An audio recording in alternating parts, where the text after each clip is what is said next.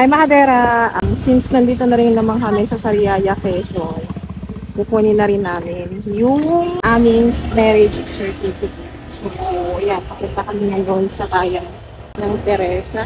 Bayan ng Teresa? Ako pag Ay, so ngayon pupunta kami sa bayan ng Sariaya, Quezon.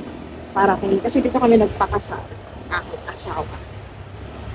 After 16 years mga Mahadera, sa wakas, kinasal din kami ng asawa ko. Doon sa loob ng 16 years na yon, bali 2 beses kami nagplano ng kasal. Kaya lang hindi natutuloy kasi may nangyaring hindi maganda mga Mahadera. Akala ko nga talagang wala na kaming chance na makasal nitong asawa ko. Kaya napagdesisyon na namin dati na talagang hindi na namin paplanuhin ang pagpapakasal. Tapos noong January ang nangyari nga sa sobrang hindi namin plinano, 5 days lang talaga yung pag-prepare namin. Kaya nakiusap na lang kami sa munisipyo dito kung pwedeng doon na lang namin sa Teresa ayusin ang mga requirements. Napaka-hassle kasi sa part namin dahil pares kami may trabaho. Thankful nga kami dahil pwede nga pala yung ganong process. Hindi na nga rin kami pinagseminar dahil ang nilagay doon, living together na kami for more than 5 years. Nandito na nga kami sa plaza ng Sariaya at ang katabi nito ay yung munisipyo na.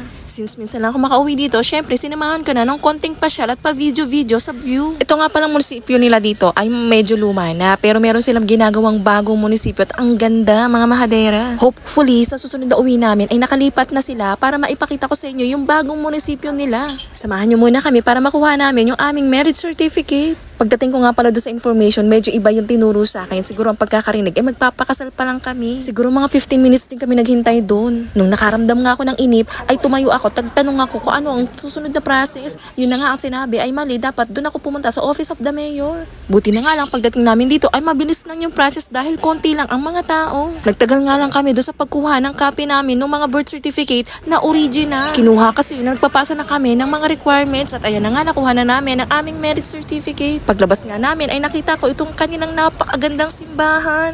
Kung mapapasyal nga pala kayo dito sa plaza ng Sariaya, malapit din dito yung souvenir shop nila. Yan, marami kayong mapapagpilian dito mga Mahadera. At meron din pala sila ditong bag at mga damit. Ayan no, ang gaganda mga Mahadera. Habang papauwi kami, napansin ko itong mga lumang bahay na talaga naman napakaganda. Kung naghahanap nga pala kayo ng old house na pwede ninyong pagshootingan dito sa may Sariaya, meron mga Mahadera. At sabi nung pamangkin niya, meron na rin kayo marirentahan na mga damit. Thank you for watching mga Mahadera.